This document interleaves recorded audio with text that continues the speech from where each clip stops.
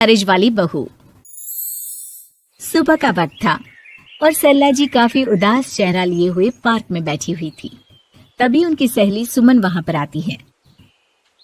क्या हुआ सरला जी, आज मॉर्निंग वॉक करने का इरादा नहीं है क्या? इस तरह चुपचाप क्यों बैठी हैं? आई तो थी ये सोचकर कि पार्क में जाकर थोड़ी देर पहले टहल लूंगी, लेकिन क्या करूं, मन ही नहीं कर रहा। अरे सब ठीक है, तो इतनी परेशान क्यों नजर आ रही है? नहीं नहीं, ऐसी तो कोई बात नहीं है, सब ठीक है। अरे भाई, अब तो आपको खुश नजर आना चाहिए। अभी कुछ महीने पहले तो बेटे की शादी हुई है, घर में नई बहू आई है, आपके चेहरे पर तो रौनक नजर आनी चाहिए। अरे छोड़ो भी, आजकल की बहुओं के बारे में क्या बताऊं आपको। क्यों, क्या हुआ बहन जी, कोई परेशानी है क्या? कुछ किया क्या बहू रानी ने? अरे भाई, अभी तो शादी को 6 महीने हुए। अब आपसे क्या छुपाना, आप तो जानती है मेरे बेटे ने लव मैरिज की है और मुझे ना इन लव मैरिज वाले बहुओं पर बिल्कुल भरोसा नहीं। ना जाने कब मेरे बेटे के कान भर दे। अरे लेकिन सरला जी, आपके बहू बेटा तो आपके साथ ही रहते हैं, फिर आपको इस बात का डर क्यों है? पता नहीं क्यों बहन जी, अभी तो मुझे अपनी बेटी दीपाली की भी शादी करनी है।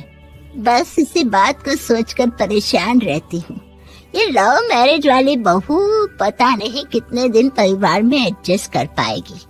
कल को अगर बेटे को लेकर दूसरी जगह चले गई तो क्या होगा? अरे हाँ, याद आया, दीपाली तो दिल्ली में नौकरी करती है ना? हाँ हाँ, बहुत अच्छी नौकरी लगी है उसकी। और आप किसी से कहना मत, अपने ऑफिस में साथ में काम करने वाला कोई लड़का उसे बहुत पसंद है, बता रही थी मुझे। लेकिन अभी तो आप कह रही थी कि आपको लव मैरिज और इन सब में भरोसा नहीं है। अरे तो क्या हुआ, जहाँ बेटी खुश रहे वहीं मैं खुश हूँ।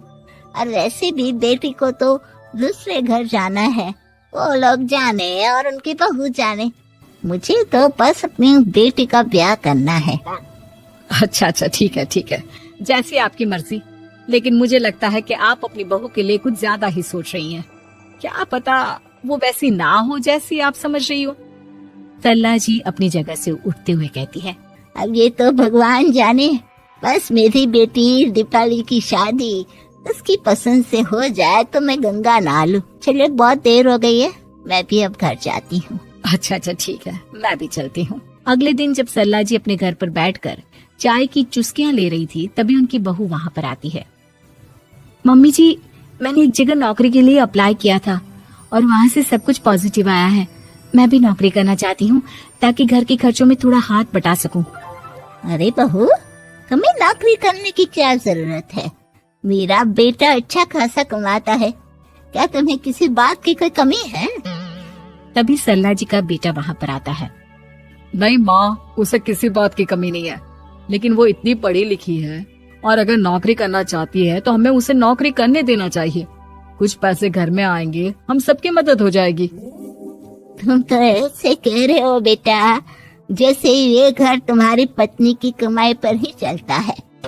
अरे नहीं मम्मी जी, इनके कहने का ये मतलब नहीं है, बस मेरी ही नौकरी करने की इच्छा थी, इसलिए आपकी परमिशन चाहते हैं। अब भाई, मेरा बेटा तुम्हें लव मैरिज करके घर में लाया है, मैं तुम्हें कुछ कैसे कह सकती हूँ? जो मर्जी आए करो। सरला जी का बेटा और बहू वहाँ से चले जाते हैं। अब उनकी बहू नौकरी करना शुरू कर देती है।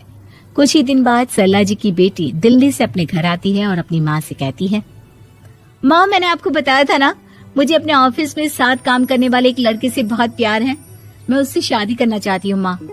हाँ, तो मैंने कब मना किया? अगर तुम उसे पसंद करती हो तो उसके घर वालों को कहो, हम आपस में बात करके तुम्हारी शादी तय कर देते हैं। अरे लेकिन माँ, एक बहुत बड़ी परेशानी है। क्या परेशानी है बेटा? माँ, वो लड़का बहुत अच्छा है, लेकिन कुछ ज्यादा ही पैसे वाले घर से उसके माँ बाप। उन्हें मेरे और उसके रिश्ते से वैसे तो कोई परेशानी नहीं है, लेकिन वे चाहते हैं कि शादी 5 स्टार होटल में हो। अरे ऐसे कैसे, हम तो मिडिल क्लास लोग हैं, हमारे लिए 5 स्टार होटल में शादी करना कोई आसान काम थोड़ी ना है। लेकिन माँ, मैं क्या करूँ? मैंने उनसे बात करने की बहुत कोशिश की, बस एक किसी जगह बात अटक गई है। साफ साफ कह दो बेटा, शादी करनी है तो ठीक है, लेकिन ये 5 स्टार में शादी करने वाली शर्त मैं नहीं मान सकती। अरे कैसी बात कर रही हैं आप मम्मी जी? अगर दीपाली को कोई लड़का पसंद है तो हम उनकी शादी के लिए पूरी कोशिश करेंगे, और अगर बात पैसों की है तो कोई परेशानी नहीं है। हाँ हाँ, तुम्हें तो बस बहुत आसान लगता है सब। जिस तरह तुमने मेरे बेटे से इतनी आसानी से शादी कर ली, सारे काम उतने आसानी से नहीं होते। समझ में आया?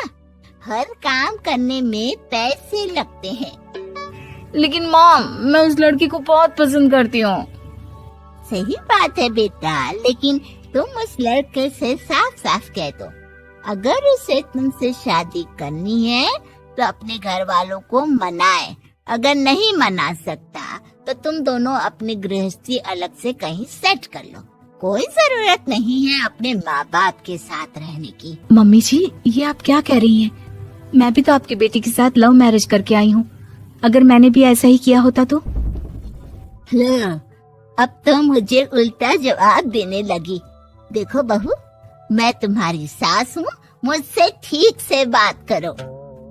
लेकिन माँ, भाभी ठीक तो कह रही हैं। हाँ, अगर बात शादी के खर्च की है तो मैं उस लड़के से कुछ कह सकती हूँ, लेकिन उसे अपने घर वालों से अलग होने के लिए कहना, ये सही होगा क्या? आप तो समझिए माँ।